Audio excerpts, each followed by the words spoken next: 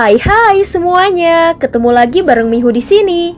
Oh ya, kali ini Mihu akan membawakan alur cerita Donghua yang berjudul Battle Through the Heaven.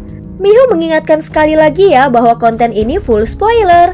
Tanpa lama-lama lagi, yuk langsung aja kita masuk ke isi ceritanya.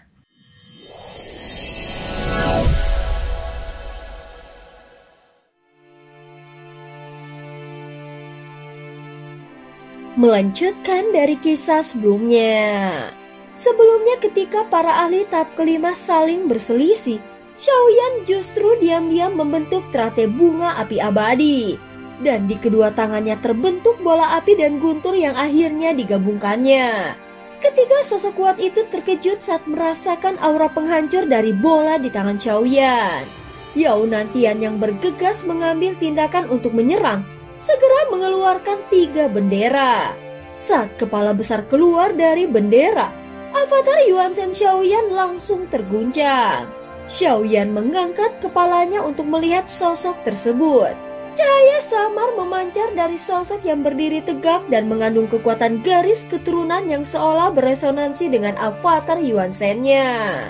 Apakah ini ayah dari avatar Yuan Shen? Xiaoyan masih mengingatnya samar-samar di dalam ingatannya. Dia juga ingat bahwa nama raja dari klan Yuan Shen adalah Zuo Wang. Namun karena resonansi garis keturunan ini, Xiaoyan kembali menggelengkan kepalanya. Jika ini benar-benar Raja Zuo Wang, maka tekanan yang dirasakannya akan jauh lebih menakutkan dari yang dia bayangkan. Sosok ini memang memiliki darah murni yang sama seperti avatar Yuan Shen-nya. Jadi ada kemungkinan sosok ini masih saudara ayah avatarnya. Tetapi tetap saja itu berarti dia berasal dari garis darah tingkat atas.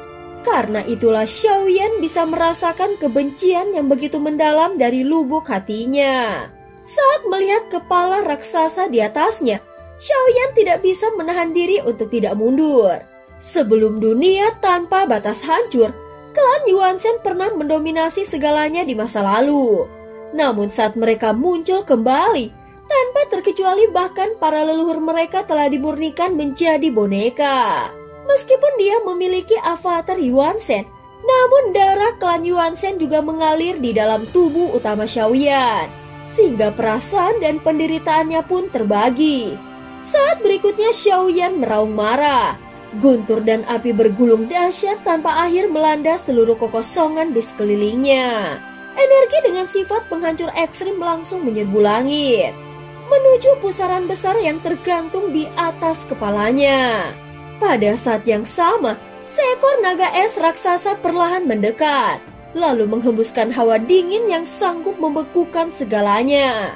Namun di hadapan dahsyatnya kombinasi guntur dan api itu, bahkan hawa dingin naga es pun tidak mampu menahannya. Namun kekuatan hukum asal yang sangat besar itu ternyata menyimpan kemampuan yang lain. Hawa dingin segera membentuk bunga salju yang sangat indah di depan naga es. Bunga itu perlahan terbang keluar dan tampak semakin cepat, hingga akhirnya berubah menjadi cahaya dingin yang menembus segala pertahanan dari Xiaoyan.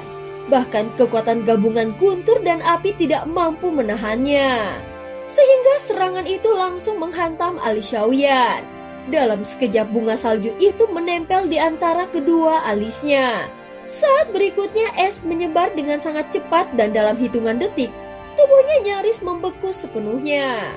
Begitu tubuhnya membeku, maka pertempuran pun akan segera berakhir. Namun di antara kedua alisnya seberkas cahaya menyala.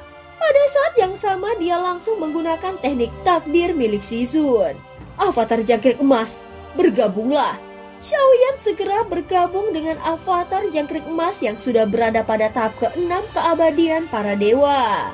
Dalam sekejap avatar jangkrik emas menyatu dengan tubuh utamanya. Meskipun ini bukan kekuatan sejati dari tingkat ke-6, namun aura dan kekuatannya cukup untuk melawan serangan mematikan itu. Berkat kekuatan avatar jangkrik emas, dia segera menggunakan teknik melahap untuk menyerap segel es yang tercetak di antara kedua alisnya. Xiaoyan memang sengaja menyimpan kekuatan ini untuk momen paling krusial. Dan kini dia berhasil menghindari serangan mematikan tersebut. Segel es yang tertempel di antara kedua alisnya langsung hancur berkeping-keping. Es yang menempel pada tubuhnya pun langsung menguap dihancurkan oleh api yang berkobar. Apa? Aura ini? Bagaimana itu mungkin? Saat avatar jangkrik emas muncul, aura tekanan yang dipancarkannya bahkan melebihi milik mereka. Ini membuat mereka bertiga langsung terdiam sesaat. Tidak mungkin, ini pasti hanyalah teknik aura palsu. Kalau dia benar-benar mencapai tingkat ke-6, kita semua pasti sudah mati dari tadi. Gumam Yao Nantian yang sangat terkejut. Dia segera membuka kedua tangannya dan melambaikannya ke bendera yang ada di belakangnya. Segera kepala besar dari dalam kabut hitam pekat meraung dan turun dari langit. Meskipun tanda bintangnya telah musnah, namun masih ada sisa kesadarannya yang tertinggal. Pada saat yang sama ledakan guntur dan api menghantam kepala itu tanpa henti, tetapi tidak bisa menghentikannya. Ledakan itu hanya menimbulkan sedikit goresan di wajahnya dan nyaris tak berarti.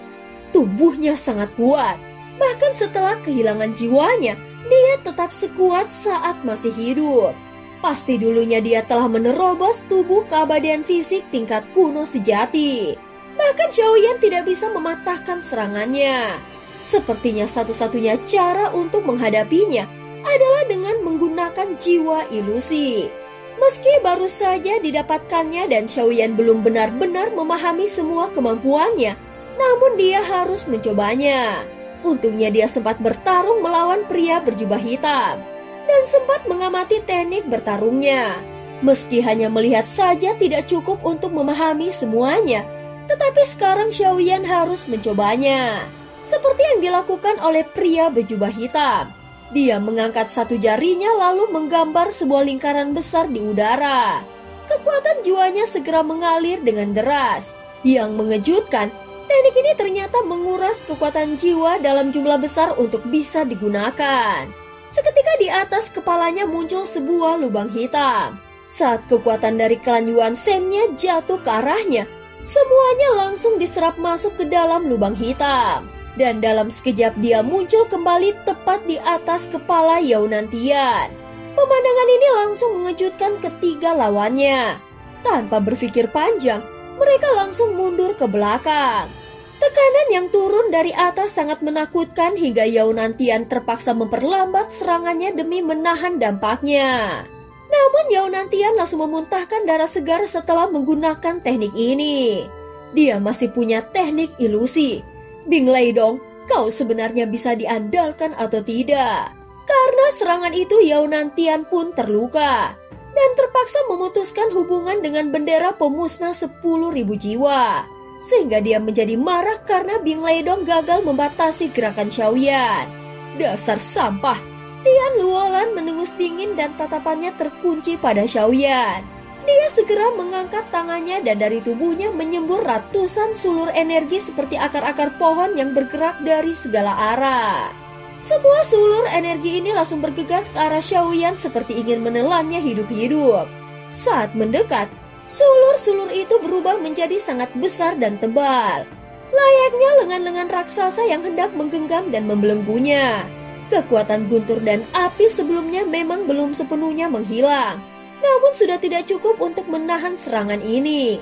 Xiaoyan bisa merasakan bahwa kekuatan sulur-sulur ini tidak biasa. Bahkan mereka bisa menghentikan waktu dan membekukan gerakannya. Begitu dirinya terjerat, maka seluruh tubuh dan kekuatannya akan dibekukan hingga dia akan lumpuh total oleh kekuatan itu. Xiaoyan langsung menggerakkan pikirannya. Seketika satu sosok muncul dan melesat keluar dengan cepat. Itu adalah tubuh salah satu Raja Roh yang kini telah dia kuasai sepenuhnya dan menjadi salah satu avatarnya. Tanpa ragu, Xiaoyan memberikan perintah untuk meledakkan dirinya.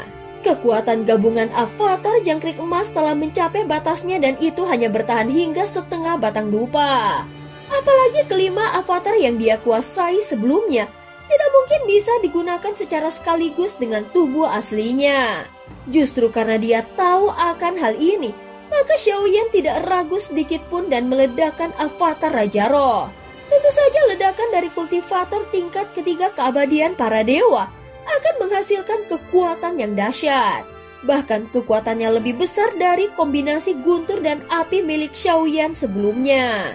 Namun meski ledakan itu sangat kuat, itu hanya cukup untuk memaksa mundur serangan Tian Luolan dan tidak cukup untuk benar-benar melukai ketiga musuhnya. Sejauh ini semua teknik yang dikeluarkan oleh Xiaoyan pada pertarungan ini hanya mampu untuk bertahan hidup dan mencari satu celah kecil untuk menyerang. Meski keadaannya sangat tidak menguntungkan, namun di dalam hatinya dia tidak punya pikiran untuk melarikan diri. Sebab jika dia lari, maka pertempuran ini akan menjadi duri dalam daging di masa depannya. Jadi selama masih bisa bertarung, dia akan terus bertarung.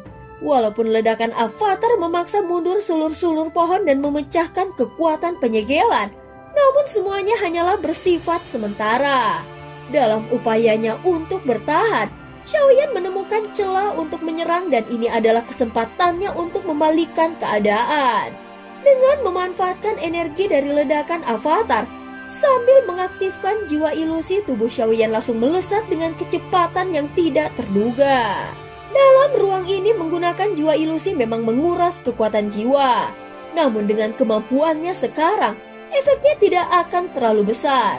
Namun dari ketiga musuh itu Xiaoyan hanya bisa memilih satu target untuk diserang.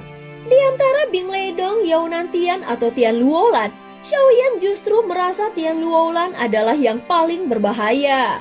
Oleh karena itu serangan balasan kali ini langsung ditunjukkannya kepada Tian Luolan. Dan cerita pun berakhir. Terima kasih udah dengerin Mihu dari awal sampai akhir ya. Please jangan lupa untuk like, comment, and subscribe. Sampai jumpa.